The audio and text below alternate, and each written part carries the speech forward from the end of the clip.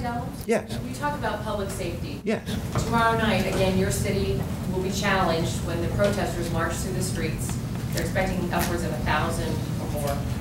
In our newsroom, we received a letter from a group that is very unapologetic for last week's violence and destruction. In fact, they say the only violence was perpetuated against human beings was the brutal beatings of the protesters by the police. And they say we will not grieve over property vandalized on Wednesday night. In light of that, What was the last point you made? I'm saying we will not grieve over the property vandalized on Wednesday night. How do you confront this sentiment? Well, first of all, I don't agree with the sentiment. I understand the outrage. I understand the anger. I understand the pain. I understand the grief. There are too many young men of color who have died not only in Oakland, but died in cities throughout this country. And so I understand the elephant in the room. It's been too many. And when people see, when their only evidence is what they've seen, I understand the outrage. I understand the anger and the call for justice.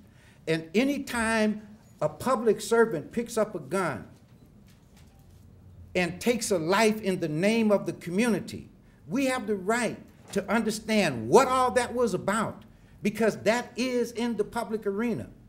Our judicial process doesn't allow us to be judge and jury on a street corner.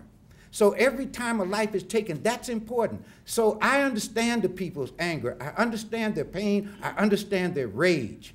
Because every single time a human being dies, irrespective of whose hand took the life, we should be outraged because we care about people.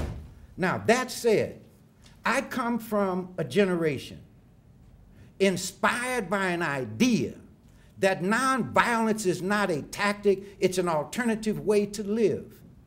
And we cannot condone, in the name of political protest, vandalism. I met perhaps the strongest human being that I ever met in my entire life.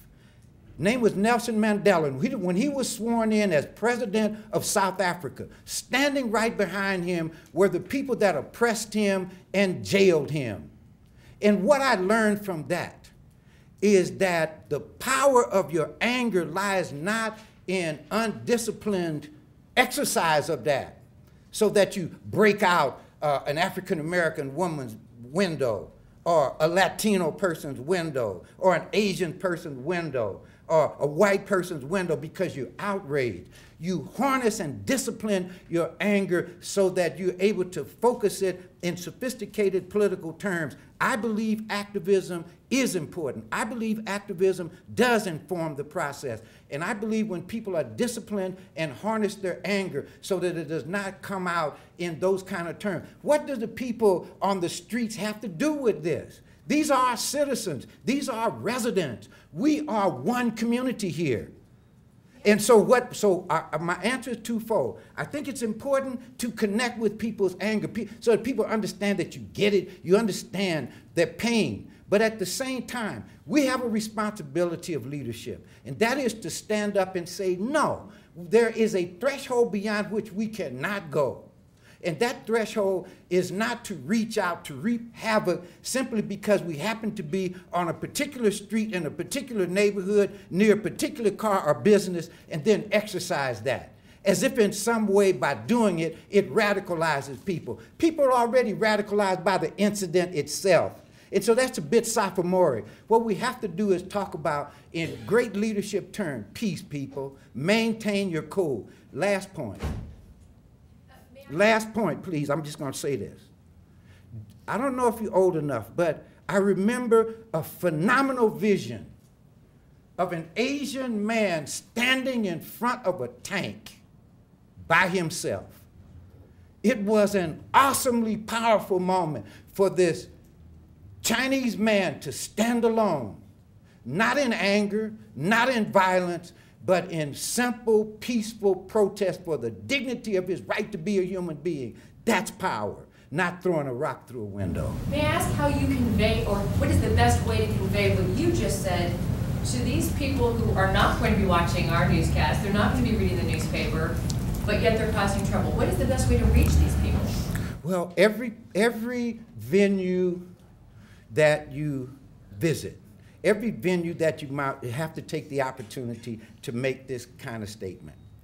Hopefully tomorrow at the rally, there will be other people. This is not just my responsibility. This is our total community. Hopefully, and I think a range of people understand that, and I think a range of people will begin to talk about that. How folks react to it, you know, only time will tell. My hope here is that we don't decimate this community. We have one community, and at the end of the day, we have to return to it. And I think out of respect for each other and respect for human life, let's operate with the power of our dignity, not with the anger and our rage that allows us in an undisciplined fashion to just lash out to people. You know, it's fundamentally contradictory to stand up for justice and then dispense injustice. You can't operate on both planes. You can't walk both sides of the street. You got to either have a moral compass that allows you to understand where you are, and we evaluate each other on the basis of the integrity of that stance. What are you doing? What are the police doing? What is the city doing as a whole to try to prevent what happened last Wednesday, from happening again tomorrow, given that we are hearing hundreds of people? Yeah. The police department, our city staff have been meeting with organizers of the effort tomorrow. They've already been in conversations with each other. As early as yesterday, they began again meeting early this morning. Those conversations continue to go forward so that people understand what the agreements are, what roles everyone plays. And so those conversations have been going forward. They were going forward this morning. I've been briefed by the chief and others about the nature of those conversations. So there's a real effort here on the part of the organizers and the city to come together around agreements. Now, at the end of the day, can all of that control some of the elements that the previous reporter raised? We can only hope. But there is tremendous effort to plan as systematically and as thoughtfully as possible so that there is no outbreak. But if there are people who come intent to engage, then that's a whole nother proposition. But there is a very serious effort, and they have been working with each other, so there's a collaborative, communicative effort going forward. And as you know, there's going to be a program in the city, and I believe I've been asked to address the audience, to speak there. This may give me one other forum in which to make my point, okay?